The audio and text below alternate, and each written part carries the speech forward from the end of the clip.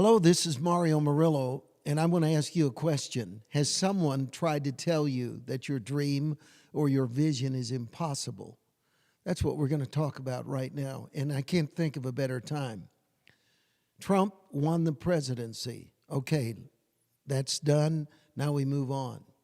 The Christians who are supposing that this is an end-all and a cure-all to what's wrong with America are going to be caught flat-footed by an attack and a confusion if they're not careful. So here's what I want to do is open my heart and talk to you deliberately about this moment when you think about vision and a dream. Here it begins. Number one, on the streets of San Francisco, where I grew up, from the time that I met Christ and I was 16 years old, people began to tell me why what I believed I was supposed to do could never happen. Now, those things are happening right now, and they're happening on this level. There's not enough money. There's not enough opportunity. All good things are taken. The world is supposed to fall apart. Believe it or not, I lived under the teachings of Hal Lindsey and the late great Planet Earth. So we too felt very apocalyptic. We thought it was all over. But it isn't all over. And not only is it not all over, some of the most important things God has ever done, He's moving on people to do. Now, here are two enemies of yours. These are two extremes. One is the idea that it is so discouraging and overwhelming, you're not even going to try. The other is this complacency that comes out of this entitlement. Like, I'm so blessed, God is so into me that no matter what I do, everything's going to be all right. And it produces an apathy that says, if God wanted it, it would happen. So if you're one of those, I really can't help you. I cannot help someone to wake up out of a coma and say, you know what, I really want to do something big with my life. So this is addressed to those of you who have a gigantic dream, a gigantic vision, who understand that the times we're living in are horrible and that there are a lot of bad things happening, but here are the facts. Number one, you're going to have someone come to you like a killer frost and speak death to you about what you believe you can do with your dream and your vision. First, I learned never without prayer to listen to anything anyone had to say to me. No matter how viable their advice seemed, no matter how incredible what they said seemed to be in terms of putting fear or doubt in what I was supposed to do, I first prayed, and I always knew the voice of my Father. Now, let's talk about small groups. Small groups can do amazing things. We think of mega churches. We think of people with billions of dollars to throw around to get their empires done. We think of everything from Microsoft to whatever. And you can look at yourself and really play down or even diminish the value of what it is that God has asked you to do. Now, this is Margaret Mead. She wasn't, to my knowledge, a believer, all right? She was the expert in anthropology. But even she understood this principle about small groups. She said, never doubt that a small group of thoughtful, committed citizens can change the world. Indeed, it is the only thing that ever has. Now let's talk about revival.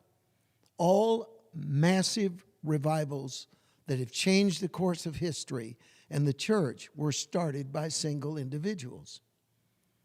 One day, I learned a lesson. God spoke to me and said, when you run into a young person, don't ever tell them that what they're dreaming is impossible. Because God may have been waiting for decades for that young person to show up on the scene. And who am I to tell them they can't do it? Evan Roberts can be traced as the core and the catalyst to the Welsh revival. William Seymour, the Azusa Street revival. We know about the revivals under John Wesley, D.L. Moody, Charles G. Finney. Individuals that faced insurmountable discouragement, and always it was thrown up to them that things are bad. The streets that I grew up in, they held no promise. There wasn't even bus fare to get out of the ghetto. but inside of me burned a fire that God could do something.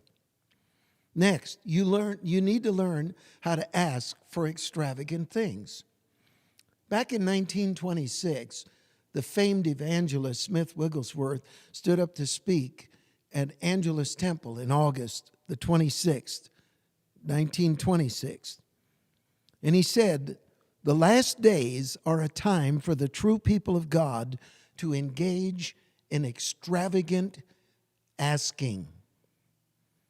Up to the present time, the Lord's word for us, hitherto you have asked nothing. Surely you people that have been asking great things from God for a long time would be amazed if you enter into it with a clear knowledge that it is the Master, Jesus, who has such knowledge of the right mightiness and the power of the Father, of the joint union with Him, that nothing is impossible for you to ask. Surely He is the one who would say, hitherto you have asked nothing." So God means me to press you into another step forward to begin to believe on extravagant asking, believing that God is pleased when you ask big things. Now look, James 4:3 says it so clearly, but sometimes we miss it. You ask and do not receive because you ask amiss, that you may spend it on your own lusts. Now, didn't I just contradict myself?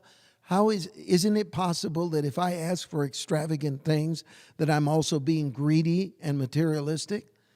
Here's where you miss it. Fear is a lust.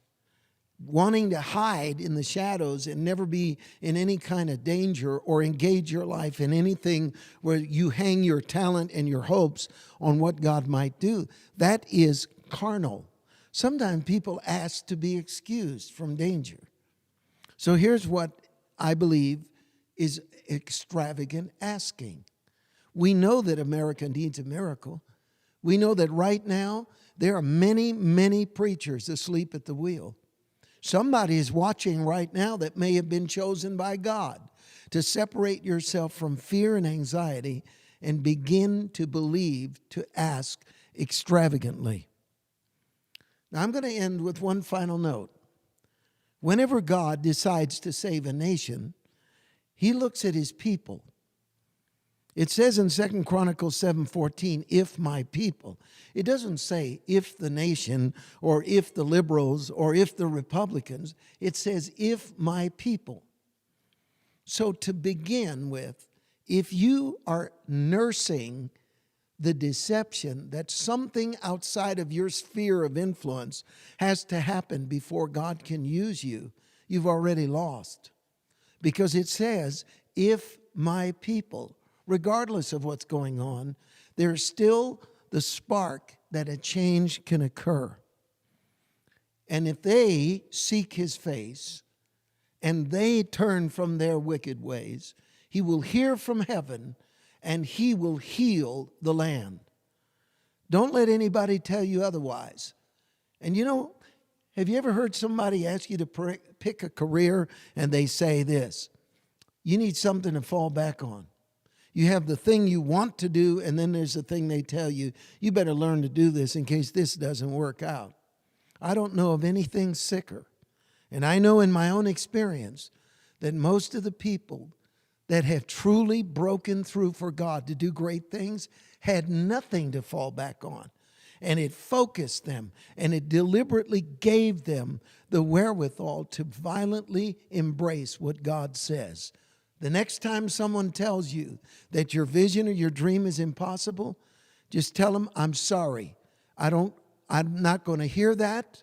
I know what God has done. I believe Him, and it will come to pass. God bless you.